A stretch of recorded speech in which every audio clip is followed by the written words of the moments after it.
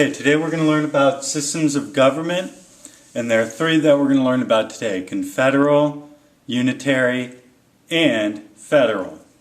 Now this all starts with the United States, which is today a federal system, but it hasn't always been that way. In fact, when it first started out, it was a confederal system of government.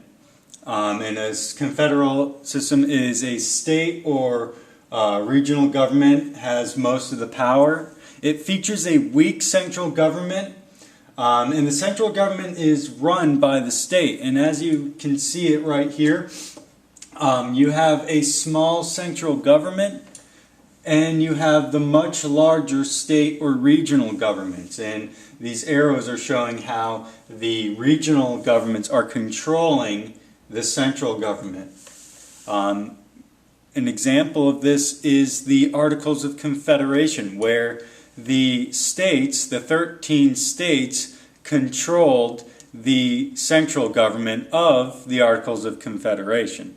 That central government did not have the power to enforce its own laws. It didn't have the power to tax. It could not support a military. And in fact, the other states were actually, some of them were having better relationships with other countries than some of the other states. For example, some states were favoring France during that time, while other states were favoring Great Britain. And that's important because Great Britain and France at that time were almost on the verge of war. So the central government, did not want the United States to be split because of some states liking France and some states liking England.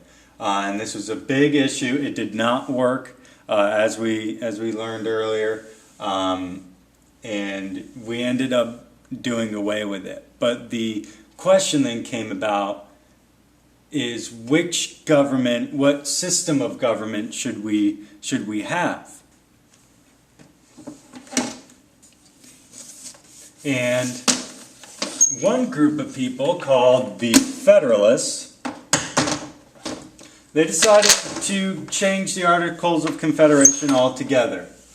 And their idea was more in line with the unitary system of government, where the central government has most or all of the power and the state and regional governments had less. And this was, in a way, a reaction to the Articles of Confederation, where the states were controlling the central government. The Articles of Confederation came about because of the reaction to Great Britain and Great Britain's controlling government on the states, the 13 colonies. And in this, most of the, as I stated earlier, most of the power is within the central government, and states have little power. This is what the Federalists want. They created the Constitution, and while that was a great thing, it did not speak about how much power people or the states have. So it kind of seemed like they would favor a unitary system of government. Well, unfortunately, there were still people who liked the confederal style. And so they had to reach a type of compromise. Otherwise, no government would have been passed. And they did reach a compromise, and that is called a federal system, and that's the United States. The federal system, power is shared between the central government and state governments. Both have their own powers, as well as they have shared powers. Remember, their own powers for the central government, federal government, that could be expressed directly stated in the Constitution. Implied, it's not in the Constitution, but it's necessary and proper to carry out that express power. Inherited power, which is powers that are not written in the Constitution, but they are necessary to carry out the government's function. And those are the powers of the central government, our federal government. And then the state governments have reserved powers, which are powers that are not given to the central government, but are not denied to the states, are reserved to the states. And this ensures that neither the central government nor the states can become too powerful. And you can see the arrows, the sharing of power going on between them. There are some things the states can do, there are some things that the central governments can do that the other cannot do. And there's some things they both can do, like taxing, building roads. This is our system of government.